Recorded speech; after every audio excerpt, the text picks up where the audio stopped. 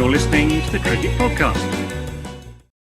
Hello, everyone, and welcome to the Cricket Podcast, where our slightly asynchronatic coverage of England's Test summer continues with our review of the second Test and our review of day one. No, wait, our review of the first Test and our review of day one of the second Test. In addition to that, we've got broadcast rights news, so there'll be a big segment on cricket business, and Dawid Malan has retired from international cricket. We'll be talking about his role in the England team. Did he leave a legacy? I'm not sure. I'm Jack Hope. I'm joined by Max Rowe-Brown. How are you doing, Max? Hello. Yep, very good. Thank you, Jack. It's a nice sunny Thursday in the UK. The Test cricket's on. What more can you want? Happy days. Beer. I'd like a beer. I had some beer last night. Yeah. And, you know, it's good to have a day off. Yeah. I had a lot of beer on Bank Holiday Monday as well. So I was very disappointed with this. I'm going to talk about myself. Yep. And, you know, if you've got a podcast, what's the harm in that? Surely was the half the point, isn't it? Yeah. Max, on Monday, on Bank Holiday Monday, we had a cup semi-final. And we were chasing 209 to win. And we were 175 for 4 with 8 overs to go. Yeah. 30 runs in 8 overs, something nuts like that. Might have been 7 overs. And what's win viz? 90, 95? It was mad. And we lost by 25 runs. We were bowled out. And then I drank too many beers to get over that. And consolation beers. So look, I do want a beer, but for the context. But is that the withdrawal symptoms? Yeah, it could be. Anyway, before we get going, Manscaped are back. I don't know if they ever left, really, but Manscaped are back. Head over to Manscaped, use the code CricketPod for 20% off plus free shipping. I've got some good Manscaped copy coming up later in this podcast, Max. So please do remind me after the first break. Otherwise, let's jump into day one of the second Test. Talk about that. Right. What happened? Yeah, well, it started with a surprise for everyone because Sri Lanka won the toss and then they opted to field. And everyone was looking at the sky and how sunny it was and looking down at the biscuity flat track at Lord's and thinking, what's going on? What a poor decision. And for a while, it looked like it wasn't a great idea. Ben Duckett, his usual attacking best at the top of the order, got England off to a decent start. But Dan Lawrence fell chasing a wide one. Ollie Pope got in a bit of a tangle and skied a pull, and England were 2 down. And suddenly, inroads were being made by the Sri Lankan bowlers, and it didn't look like such a bad call at all. But in the midst of all of that, Joe Root was doing his usual thing for England, being better than everyone else. And he racked up a very, very impressive 143, which will obviously be completely forgotten by everyone because he got out playing a reverse scoop. And that will be the story of his innings, not the fact that he dragged England back from what looked like being quite below par score. And also props to Gus Atkinson, who up at number 8, as in the absence of Ben Stokes, and the slightly lengthened tail batted really, really nicely for 74. Fantastic effort from him. England ending the day 358 for 7. Even managed to nearly get 90 overs in. 88 overs for the day. At one point, that was looking quite far off. I think halfway through the day, Sri Lanka were about 8 overs behind where they were supposed to be, which is pretty shocking. Even by England standards, that's slow.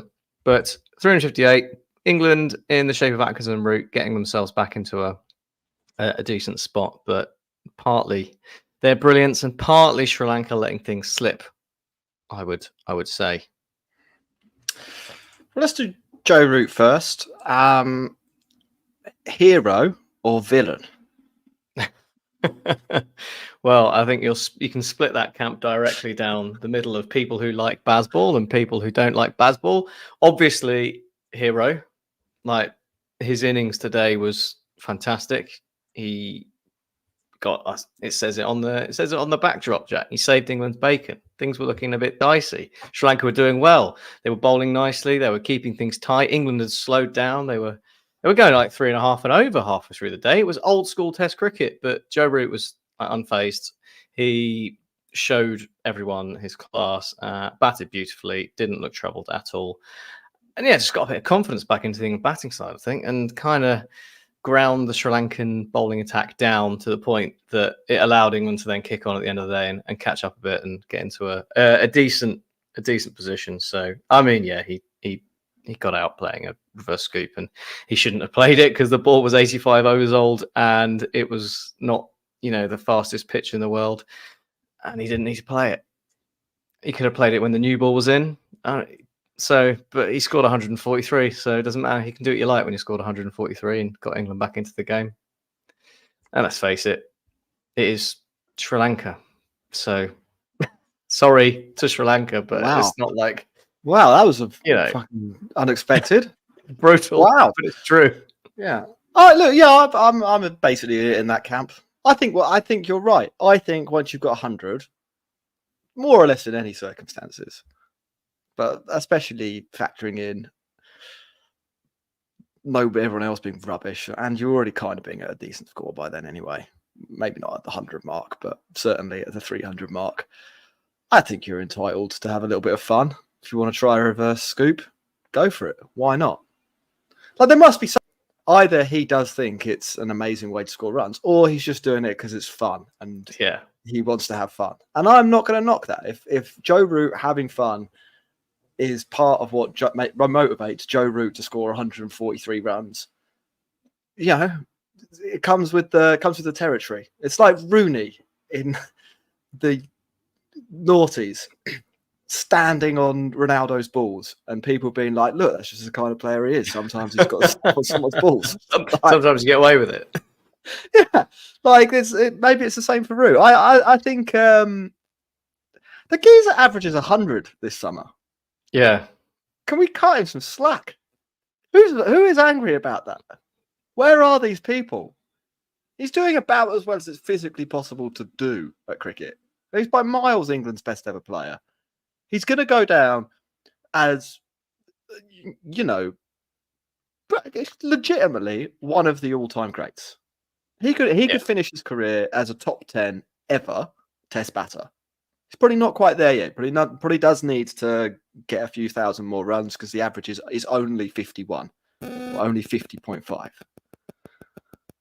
He's brilliant. I mean, I was looking at his numbers here earlier on today to try and come up, because I think right at the beginning of the summer, there was a little bit of talk, wasn't there, as he was going up the list, like will he overtake Tendulkar, and like where does he stand in the pantheon? And sort of after this summer, you think it's basically inevitable, but then there will be tougher tests. So I was looking at how he goes against the tougher tests. Australia averages 40.5. That's the bad average.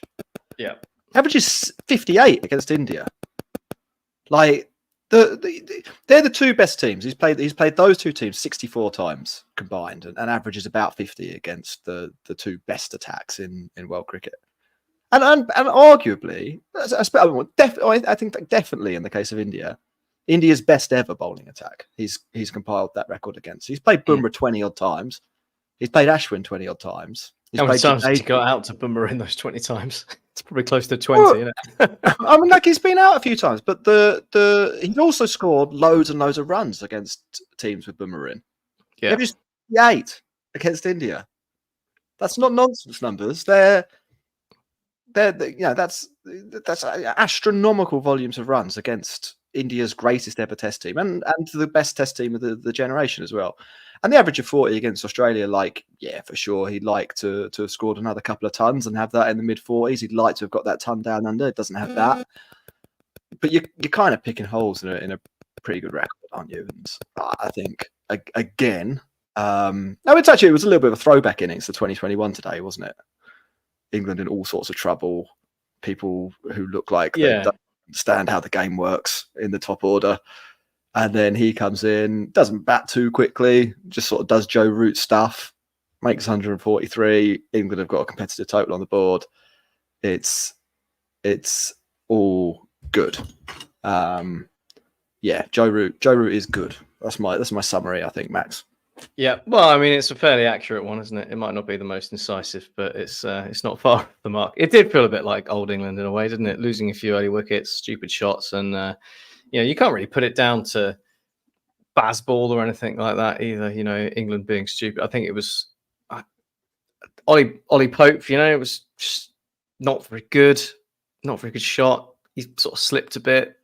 Harry Brook got caught down the slope at Lords. That happens to people. And Ben Duckett played a shot that he always plays, and sometimes it doesn't go well. But it was also a case of it was 3 bad shots, and they all ended up with wickets in the end for that top 3. So sometimes you get away with it, and it doesn't matter. So it was a little bit of things perhaps not. I wouldn't say not going their way, because they're making the risky plays that can result in wickets, but you don't expect every full shot to be a wicket immediately, and it did sort of feel a little bit like that with those 3 in their dismissals. So it was a good start from Sri Lanka. It was a little bit unlucky, I suppose, at times from England, but yeah, Joe Root came in and saved the day and set things up quite nicely. But I think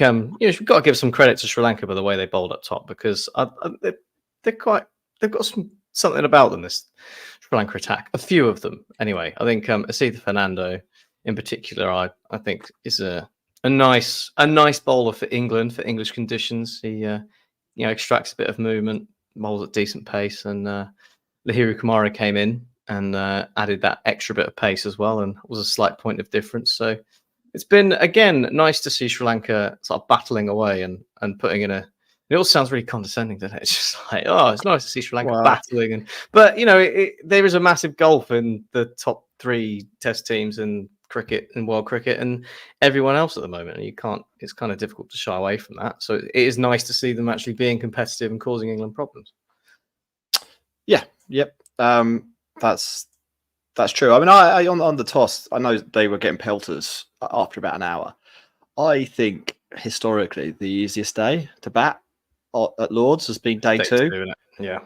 Normally, not always, but if you were going to have a punt on it, day 2 is normally the one you want to bat on, and often those pitches are a little bit undercooked because they know it will dry out, so they leave it a bit too moist. I don't know if that's why England lost wickets, as you say, but I don't think the decision to bowl first if you're Sri Lanka. It's a bit like rearranging the deck chairs in the Titanic, and I know I've been banging on about this all summer, but this England team are pretty good. The West Indies team and the Sri Lanka team that have come to visit aren't amazing. Sri Lanka are probably a bit better than West Indies, but 6-0 over the summer really should be what England aimed to achieve, and should have been, maybe not quite odds on because of the weather, but assuming decent weather, probably would be odds on. And whether you choose to bat first or bowl first, if you're that much of an underdog, it doesn't matter. Like it's just a question of how you want the loss to play out in some ways. There's personal glory to play for, etc. But yeah, I mean, England got a history of being a bit iffy at Lords. I mean, it's not necessarily a bad call to try and nick some wickets out early, and it actually looked a bit drier than normal to start off at Lords today. So I suppose the other aspect is that it might turn out to be a bad call if Sri Lanka then have to go and score some runs in the 4th innings and it's turning a bit. But yeah, I think ultimately it's not a disaster, is it? Like 258 for 7, I think it's probably about par now. At the time, earlier in the day, it looked like England were going to end up substantially below par, at which point you say, well, yeah, good call. You get England in, and then you've got day 2 to bat, and you might actually get a decent innings lead. So yeah, I mean, it probably represents an okay performance by Sri Lanka standards. I think that they are, they're miles behind in the game. They're probably further behind in the game than when the game started. But they did some good things too. I've got 2 final questions on today's cricket for you. Both related to Surrey. One, is this normal for Gus Atkinson? I mean, he can bat, right? He can hold a bat. But his highest first class score is 91. He averages about 20. He's a decent mug. He's no mug, put it that way. But I'm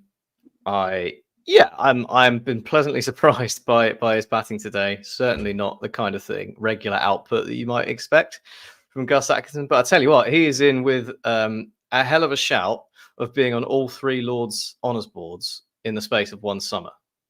Now what's the third Lords honours board? 10 wickets in a match. So he obobviously got the 5-wicket haul and 10 wickets in a match in all in one go in that West Indies game. Yeah. And he's got a good chance of notching up a ton here, and he would be joining a pretty auspicious list of people to be on the honours board for all 3.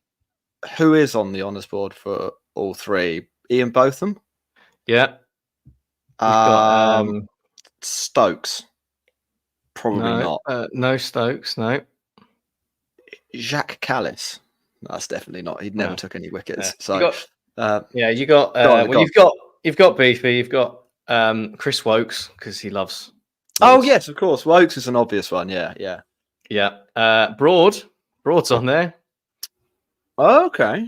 I didn't realize his ton was at Lords, but yeah. Yeah, and then you got a couple of chaps from yesteryear in Miller and Allen. Gubby Allen and Keith Miller. Gubby Allen 1936 and Keith Miller in 1956. That'd be a pretty good 6-a-side cricket team, I reckon. Yeah, and I mean, I dare say Gus Atkinson might be one of the possibly the quickest ever to be on at least both of the your standard honours boards. Like in terms of debut in Test cricket, he's still got to get 26 more runs. He's still got to get 26 more runs. But there's some statistical anomalies out there waiting for Gus Atkinson to grab them, and obviously it's cricket, and that's what cricket's all about. It is. Yeah. Stokes is on the standard 2 honours boards, but not the 10 wicket one. Final question: is Ollie Pope in Surrey's best team? Yeah, he's better than Ryan Patel. Even if Ryan Patel batted well today, he's better than Ryan Patel. It's not super obvious. Maybe not at the moment. He's not having a good run, is he, old Ollie? I mean, he looked like he didn't know which end of the bat to hold today. The Surrey top order, for people who don't know, is Rory Burns and Dom Sibley, and I don't think that. They're both players. I don't think Pope's replacing them as opening batters. In another world, maybe. Ryan Patel batted 3. Probably you take Pope. Will Jacks at 4. That's up for debate. Ben Folkes at 5. Got a golden duck today, but got loads of runs last week and has been a pretty decent performer for Surrey over the years. And Syed Sidarsan, who IPL fans will recognise. He is number 6 for them. So it's an international quality top 6. Yes. Not like also, it's missing Dan Lawrence. Yes, it is missing Dan Lawrence. Yeah. It might not be a world 11 top 6, but it's. I mean, it's competing in Test cricket. It's probably better than the 2 top 6s that have come to England this year. It's a good team. Good team. Yeah. Max, we'll wrap up on this test. Now then we'll take a break, come back. I need to find the Manscaped copy because we're in for a real treat there. Oh yes. And we shall talk about the first test. You're listening to the Cricket Podcast.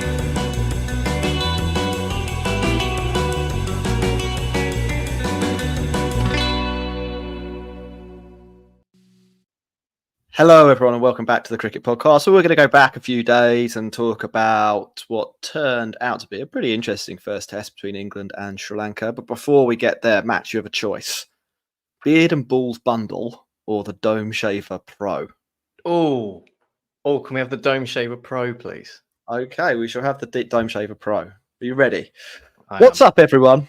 Today, I've got a special treat for all the bald kings out there. We're diving into the ultimate head grooming duo from Manscaped. Introducing the Dome Shaver Pro head shaver and the Dome Soother head aftershave lotion. let's get into what makes these products a game changer. First, let's talk Dome Shaver Pro. This little beast comes with 5 premium rotary blades optimized specifically for head shaving. These blades are designed to give you the cleanest, smoothest shave possible. That sounds pretty good. One of the standout features of the shaver is Manscaped skin safe technology. This means that you can shave confidently, knowing that you're less likely to experience nicks and cuts. Whether you're new to head shaving or a seasoned pro, this offers peace of mind. I'm going to recommend this to my dad, who is bald, and to my friend Tom, also known as Tim, also bald. Now, let's talk about the versatility. The Dome Shaver Pro is fully waterproof, so you can use it wet or dry. Take it in the shower for a quick and convenient shave, and cleanup is a breeze. Moving on from the Dome Shaver, we've got the Dome Soother Head Aftershave Lotion. This lotion is dermatologist tested. I would say dermatologically tested there, if I can feed back to the Manscaped copy people. But that's they the are in the States. Usual phrasing, isn't it? Yeah. Winning is a word in America. No, winningest. Winningest, in America. So, the English language, you can kind of do what you want with it. And they say I could care less, don't they? When that means the opposite of what they mean. Anyway, we're digressing. The lotion is dermatologist tested and is formulated specifically for the scalp. It's infused with soothing ingredients like aloe, gotu kola. I don't even know what that is. That sounds good. Colloidal oats to calm and nourish your skin after shaving. Plus, it has a fresh green and light woods scent that is subtle and refreshing. If you're interested in this, and you should be, especially if you're a man and you're bald, or you're going bald, look, it's probably going to happen to me. Embrace it. The history of male pattern baldness in my family. You can get 20% off plus free shipping with the code CricketPod at manscaped.com. That's 20% off plus free shipping with the code CricketPod at manscaped.com. No more juggling multiple tools or dealing with subpar results. Just efficient, effective grooming wherever you need it. We didn't even talk about all the rest of the Manscaped products. We've got other test matches to get them in. Save that. Plenty more copies to go through. We've tried them all. I haven't tried the Dome Shaver. I will try and I'll try and get some direct feedback. I'll try and hook up someone with the Dome Shaver with the code CricketPod, 20% off at manscaped.com and free shipping, and give you some feedback. But that sounds like the kind of product that would be extremely useful for your dome. The moneymaker. Max, what happened last week in the cricket? Right, we did day one. We did day one, didn't we? We did a show on day one, and Sri Lanka were all out for 236, but had recovered somewhat because it looked pretty dicey. England's effort was substantially better, although there was some tricky-ish conditions to negotiate batting wise, and again Sri Lanka plugged away well. But Jamie Smith scored his maiden Test century, 111, and he looked every bit the golden boy that England have expected him to be in that England lineup. Also a 50 for Harry Brook, that middle order, churning out the runs, and it got England to a lead of 122. Quick maths, and it was always going to be tricky for Sri Lanka, but credit where credit's due, and Komondu Mendes with a fantastic century, 113, alongside Angelo Matthews, who could potentially be a buyer of the Dome Shaver Pro. Should he? He would love it. Angelo should get involved. Yes. Yeah. Yeah. He hit 65. It was always inevitable he was going to come and hit some runs at some point. Dinesh Chandimal bashed on the thumb by Mark Wood, off to hospital for a scan, and then back and batting and scoring 79. So fair play to him.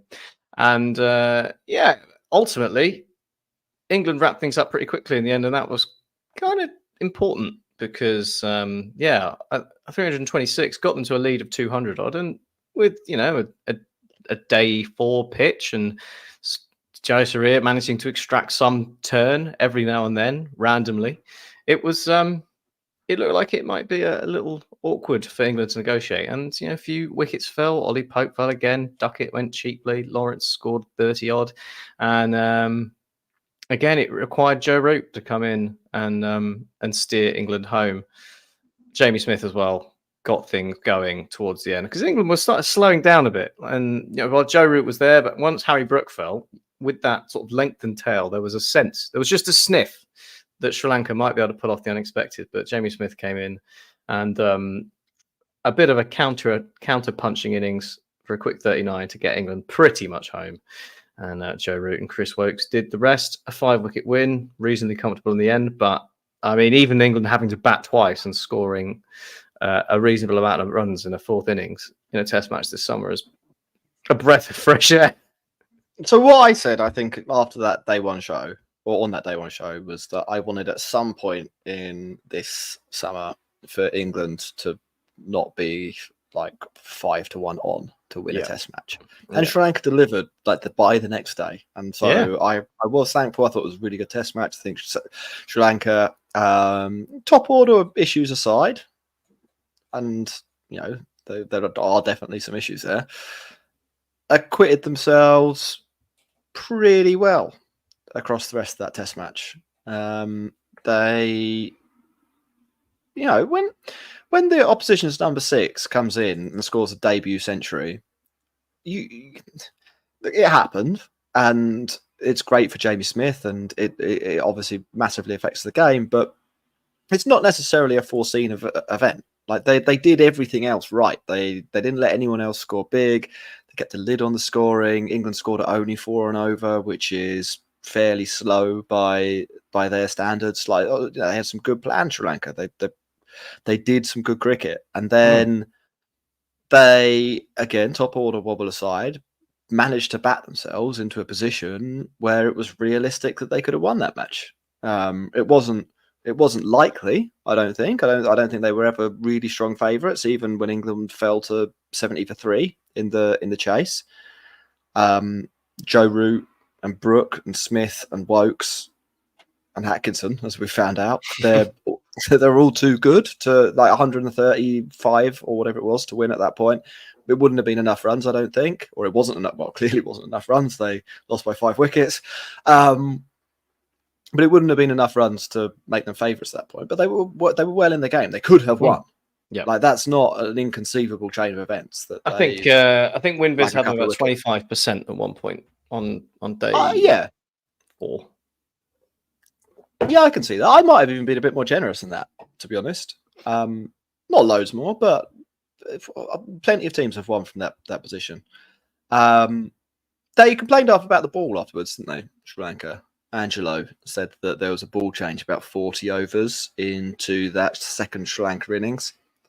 And then it all got a bit hairy. I think they lost a wicket in the 50th and 55th over, and that was Angelo himself. And another one. I mean, I'm just checking the scorecard when they. Angelo, Matthews, and Rathnayaka. But I mean, they then put on a partnership of 117. So like, so maybe Angelo was, not lying. I don't think Angelo would ever lie. But perhaps slightly off the mark on that one. But a good Test match overall. Any star performers you'd like to talk about? Jamie Smith, maiden ton. Yeah, I mean, obviously you have to give a lot of credit to Jamie Smith for the way he batted in that game. He was fairly close, wasn't he, against the West Indies to notching up a ton, but got over the line this time, and some more of his almost trademark sixes now that he's been pulling out. But I'm going to give huge credit to that Sri Lanka middle order because, Chandimal in particular, after retiring not out and then coming back and batting really nicely, and Kamindu Mendis with his 113 was it was a cracking innings, really good. It's nice to see some sort of good stroke play in there as well. It was kind of counter-attacking at times, and I think Sri Lanka's batting is a lot better than I had anticipated it being. I have to say. So all round, it's just like you said, it's just really good. It was a really good Test match, and that was enjoyable. Yeah, apart from the top 3, who managed to score about 50 runs between them. Yeah. that they were let down. But the rest, they've fought back well. I'll give them that. There was a bit of news from an England point of view as well. Mark Wood hurt his thigh, which is quite a nondescript injury, isn't it? That could be anything. Midway through his 11th over and came off. Didn't play any further part in that test. Not going to play, and obviously not playing in the second test. I'd be kind of surprised if he came back for the third. And it looked for a while like England had got, or were a little bit clueless without Mark Wood. Does that augur badly, or does that reflect well on Sri Lanka? What does it mean? I mean, I think it's a case of being a bowler down, isn't it? I mean, Shah Bashir wasn't really threatening too much, so that's your other point of difference, I suppose. Your other alternative for getting wickets, if that's not firing and you haven't got Mark Wood bowling rockets, then I mean, Gus Atkinson's got pace, but then back to sort of three similar-ish bowlers who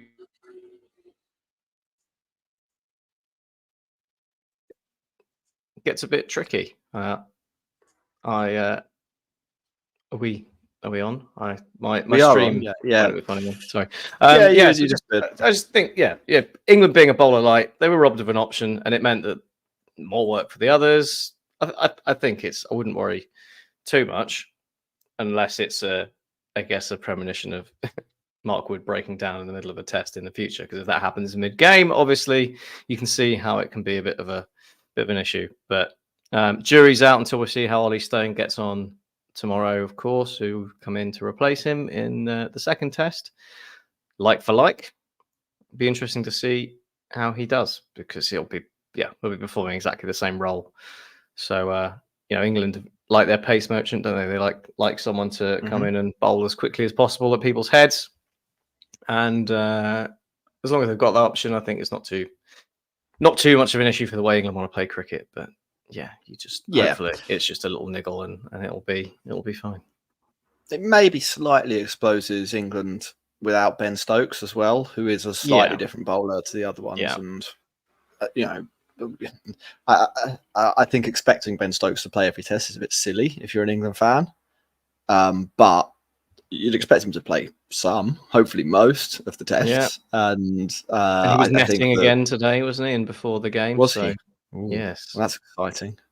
He loves a net, that man. Yeah, I don't think England has ever loved a net more than Ben Stokes. He's always doing a net. The final thing I'd say, I was impressed with how Matt Potts bounced back in the second innings after he got didn't bowl very well in the first.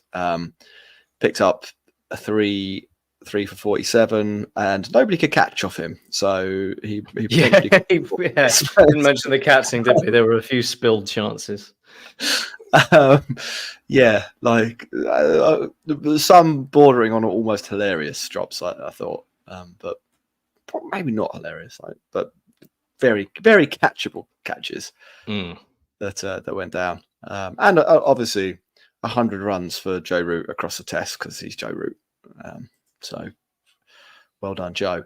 Max, I think that wraps up most of the things from the second test. I keep saying second test, it was making my mind crazy doing it asynchronatically. First test, is there anything else we missed? If there is, then I don't know what it is. So okay. Well, we'll take a break. We'll come back. We've got a little bit of cricket business, and so long to David Milan. You're listening to the Cricket Podcast.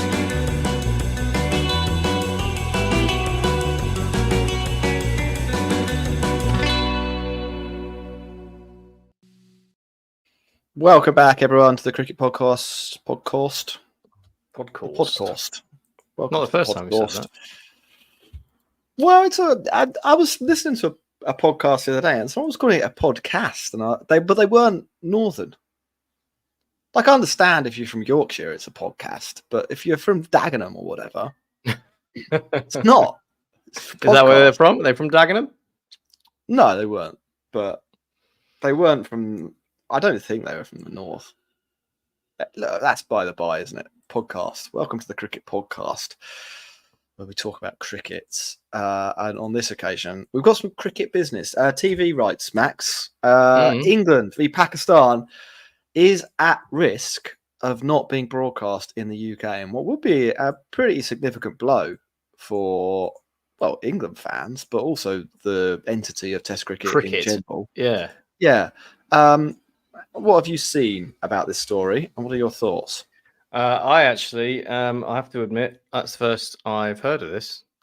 So you may have to elaborate for me, and hopefully for some other listeners who may not have heard about this. Because if I'm behind every single one of our listeners, then I think maybe it's time to retire. Maybe it's podcast rather than podcast. Podcast. Yeah. Anyway, do you want to obviously my reaction is that's stupid, and go and find somewhere to put it on TV. Okay, so basically the crux of the issue is this. Sky Sports don't think that broadcasting most away England series adds any subscribers or retains any subscribers to their subscription-based service. And obviously, money is all that matters. Well, if you're a subscription-based service, it is. Right. But also, if you look at the bigger picture of your job, and the reason you get all these people paying loads of money for Sky is because you host most of the sport, and then you do things like that allow the sport to then become less relevant, then you lose subscribers that way. That would be my counter-argument to that. According to my top source at Sky, Test series in like October and November clash quite badly with this thing called the Premier League. Interesting, yeah. Which I was unaware of, but apparently it's quite popular in England. It's a football tournament featuring teams. You might have heard of some of these: Manchester United, Arsenal. Do the times work though? Pakistan, Fulham, Pakistan Test series. I mean, you might be the odd game. Like, Saturday 12 kickoff was going to overlap. Sunday. Well, I think it's all like marketing budgets and stuff like that. The other thing Sky can't be bothered to do, or don't think is worth the money, is doing a Pakistan. Yes, and they basically think to do an away series properly, they don't want to take the host feeds because they are, and I do agree with them on this, generally a really crap product. I understand why they do it for the IPL or whatever, because I don't think there's the opportunity for them to go out there and do it. I think they're told, and it largely works in Australia. Yeah. Like, well, in Australia, the Sky don't have that anymore. That's what has been TNT the last couple of TNT, or BT Sport. But that stream's fine. It gets a bit matey. But then for the Ashes, you can justify hiring Dan Norcross on loads of bumps, can't you, to talk people through it? And that's a good thing. We like Dan Norcross, friend of the show. Good guy. Yeah, and it was a good broadcast. Well done. Dan, come back and join the cricket podcast. We haven't had you on for ages. And then TNT Sport are basically thinking along the same lines. They also, BT Sport made a big play into the sports media arena to head off Sky as a full entertainment package. That sort of made sense. Now that they're not BT Sports anymore, it doesn't make sense so much anymore. So they're not interested. They're the two main commercial broadcasters in the UK. To further complicate this, Max, and this is exciting, this is where the PCB come in. Oh, yeah. Instead of saying... it's going to get good.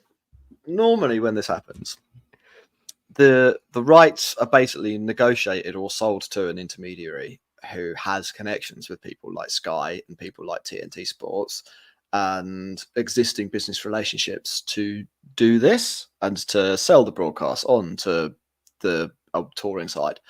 In this particular case, the PCB have sold the rights to PTV, which I guess is Pakistan TV, and Tower Sports, who are, I understand, quite small local broadcasters who don't have any of those connections. Will be running some sort of host stream or host cast, but I don't know if effectively, and there's probably a fair reason for thinking this, whether Sky Sports or TNT Sport want to take just the host feed and play that as their product when I don't know. I've seen the 9-person Pakistan TV debates where on one side you've got David Gower and Viv Richards, and then on the other side, eight people who've all been accused of match fixing, and everyone's shouting. Who? I'm look, paying I love for it. that. I'm paying. And for that. it's hosted by like the current selector of the Pakistan cricket team, and like the next one and the last one, all within the last 5 days.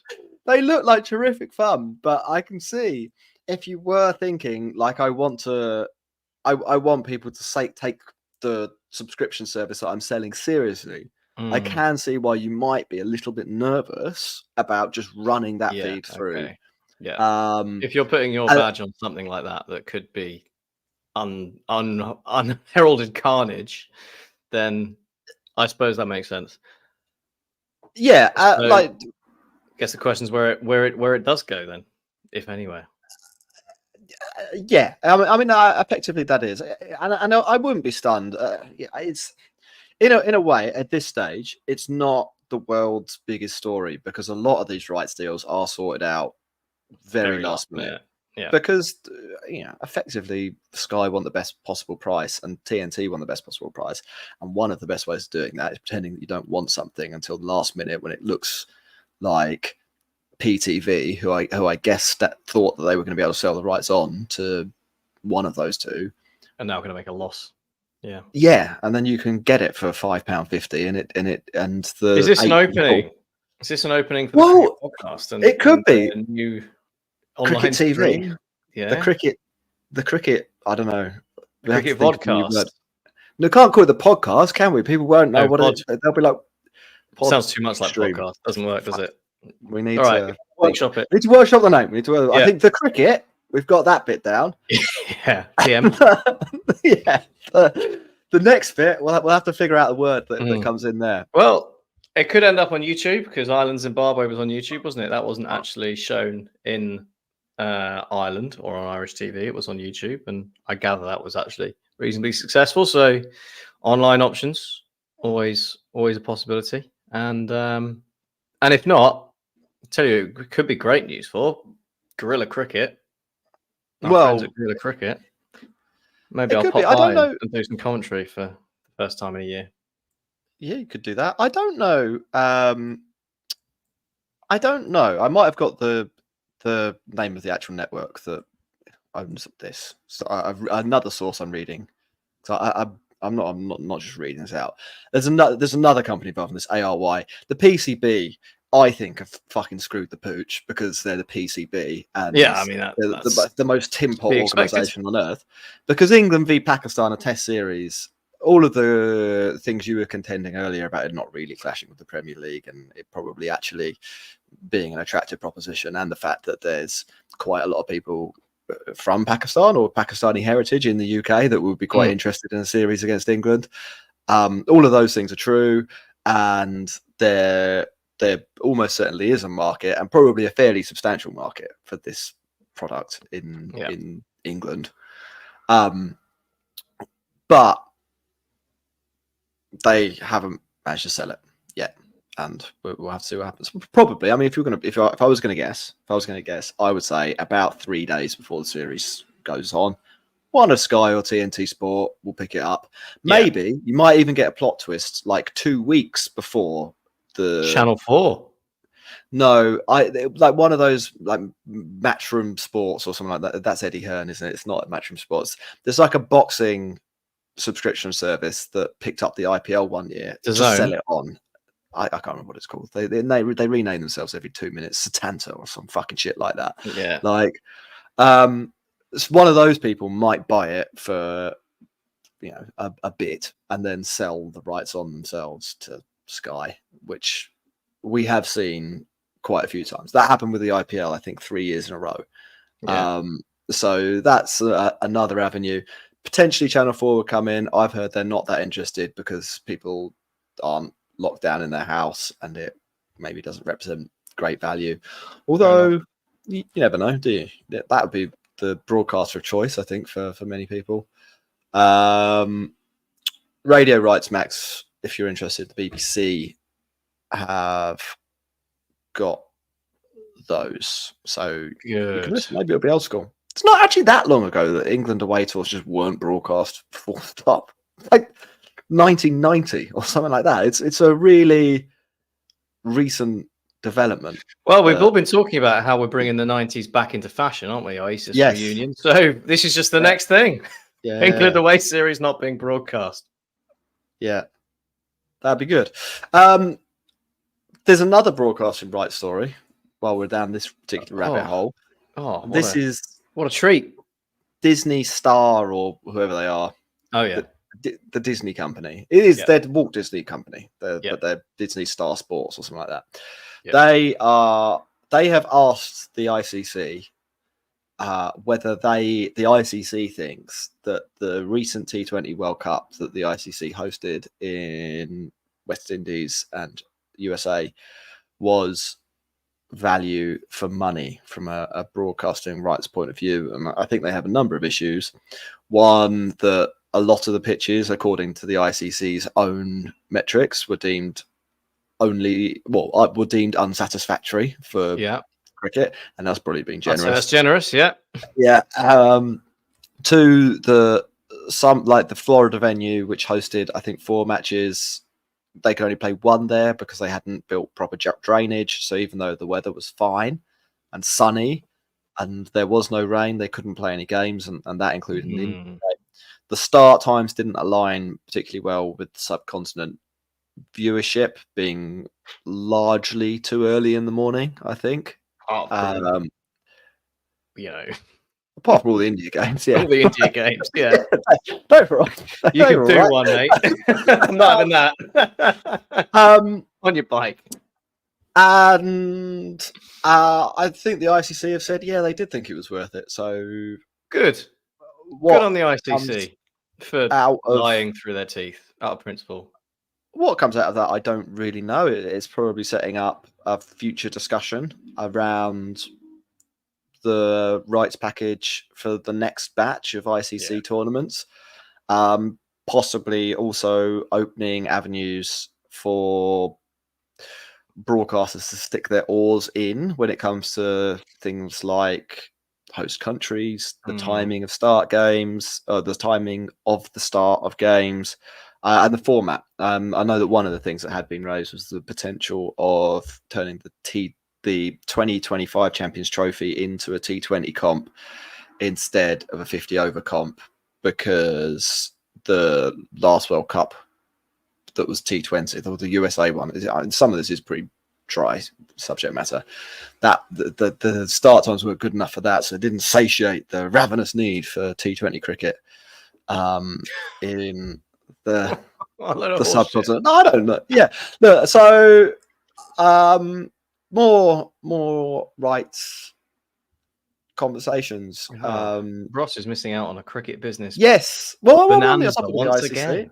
While we're on the topic of the ICC, Jay Shah's now. Jay Shah, congratulations. Yes. Elected. In an unanimously completely unopposed. Well done. Unforeseen turn of events. Joseph Stalin has won. No, sorry. Jay Shah has won another election. No, I don't. I think that's obviously slightly harsh, although maybe a comparison with the recent elections in Venezuela would be more apt in terms of the rigorousness and overall democratic process that the ICC surely followed in the election. Right. Elected unopposed certainly raises eyebrows, doesn't it? Look, it's not the end of the world. Some of the things Jay Shah said, and pretty much immediately, were that he thinks there should be a fund for smaller nations. And we've been saying that for years. Yeah, well, it's not a bad idea. Minimum match fees, I think it was $7,000 US per test. They're both good ideas. If you play 10 tests a year, not every nation plays 10 tests a year, so we have to work on some of the stuff around this, but 10 tests a year is $70,000 US. If you've got any kind of contract on top of that, you're earning reasonably well in the context of professional sport. I understand. I'm not an idiot. I understand that it's not that much money compared to T20 cricket, but it's also not no money. It is an actual Yeah. If someone said to me, this is the dumbest argument ever, I'm not even going to do that. I'm not even going to do that. Thank you. Yeah. Thank you for stopping. It does make it definitely makes it somewhat more attractive to play Test cricket if you're going to make 70 grand a year from doing it. Yeah. If it becomes another earner on par with being a mid-tier 100 player. And that's maybe all the Test cricket can hope to aspire to. Or maybe Jay Shah will, raise the stakes even higher than that. I don't know. But it's an interesting development. I'm sure much hilarity will ensue. I look from a purely content perspective, you couldn't have asked for a better appointment. Who's Greg Barkley? Getting no mileage out of him, are we? Jay Shah, on the other hand, celebrity. Come in, change it. Max, last thing, that David Malan has retired from international cricket. Talk about him. Yeah, a bit of a kind of maligned in a way, isn't he? Old David Malan, because he's not the poster boy of English cricket, but he's been very effective and functional and good for England. He ended up with, what was it, the 5th best ODI batting average of all time. So that's not bad. 55. So he played 30 matches, averaging 55. He even has a single wicket in ODIs and T20s and 2 in tests. So not just a one-trick pony. Yeah, I mean, it's retiring when you've obviously not going to be picked again for the England side is, I guess, kind of a pointless thing to do. But it gives him his moment where people like us can go and say, David Malan has retired. He was actually very good at cricket and he had a good career for England, and good luck to him for the remainder of his career in county cricket and franchise cricket and all the rest of it. But yeah, it was pretty good for England, really, wasn't he? On the face of things, performed an important role and did it well. Yeah, I think that's basically right. A lot of England cricket fans consume mainly Test cricket, and so they'll probably remember him for not being that great at that. But he got 100 down under, which it was a nice note for him, 1,000 runs. No one else was. ODIs as well. He was a bit unlucky, probably, to have finally broken into the side when they turned crap, and he actually played pretty well in a pretty crap side. Scored 1,500 runs. I didn't play that many games. 30 ODIs is really not that many games, but 6 tons, 1,500 runs, give or take. Strike rate of 97.